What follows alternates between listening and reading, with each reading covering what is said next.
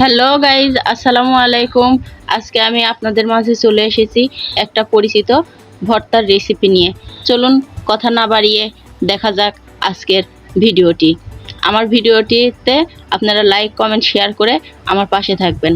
আর যারা YouTube channel দেখবেন তারা পেজটিকে ফলো দিয়ে যাবেন। ধন্যবাদ।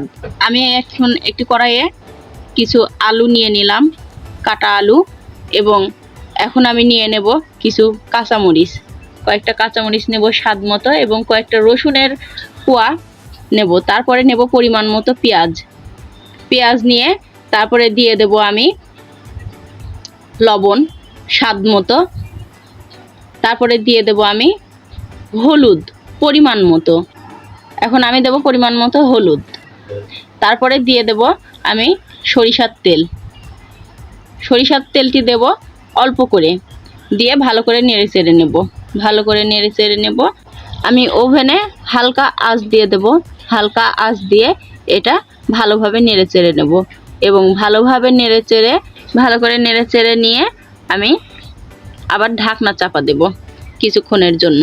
এবং ঢাকনা চাপাটি দেওয়ার পরে কিছুক্ষণ পরে ঢাকনা তুলে আমি কিছু মাছ দিয়ে দেব।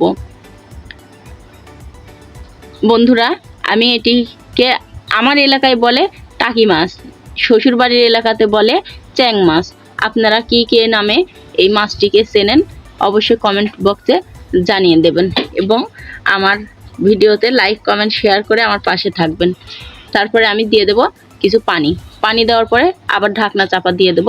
ঢাকনা চাপার পরে কিছুক্ষণ পরে ঢাকনাটি তুলে আবার ভালো করে নাড়াচাড়া করব, এবং ভালো করে নেড়ে চেড়ে নেব, এবং দেখব যে জিনিসগুলো সিদ্ধ হয়েছে কিনা।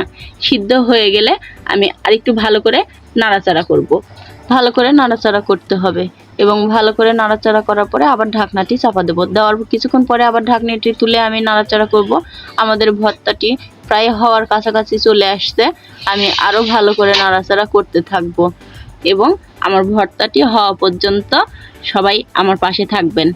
আপনারা যেখান থেকে দেখবেন, আমার ইউটিউব চ্যানেল থেকে দেখলে আমাকে সাবস্ক্রাইব করে দেবেন, এবং পেজ থেকে দেখলে আমাকে একটি ফলো দিয়ে যাবেন, এবং আমার পাশে থাকবেন।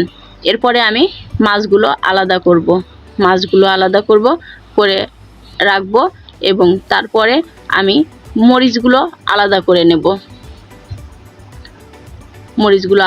নেব। হ্যাঁ বন্ধুরা, আপনারা দেখতে থাকুন। আমার ভর্তাটি প্রায় শেষের মধ্যে। আমি রসুনগুলো আলাদা করে নিছি, এবং রসুনগুলো হাত দিয়ে এগুলো নরম করে নিচ্ছি, ভর্তার মতো করতেছি।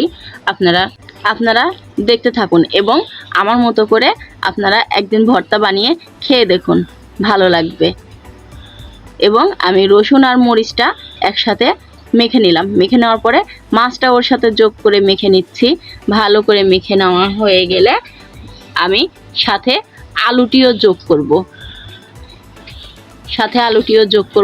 করে সবগুলো একসাথে মাখলে আমার ভর্তাটি, এভাবে মাখার পরে আমার ভর্তাটি বানানো শেষ হয়ে গেলে আমার ইউটিউব চ্যানেলটিকে সাবস্ক্রাইব করবেন, এবং পেজ থেকে দেখে থাকলে আমাকে লাইক, কমেন্ট, শেয়ার করে যাবেন,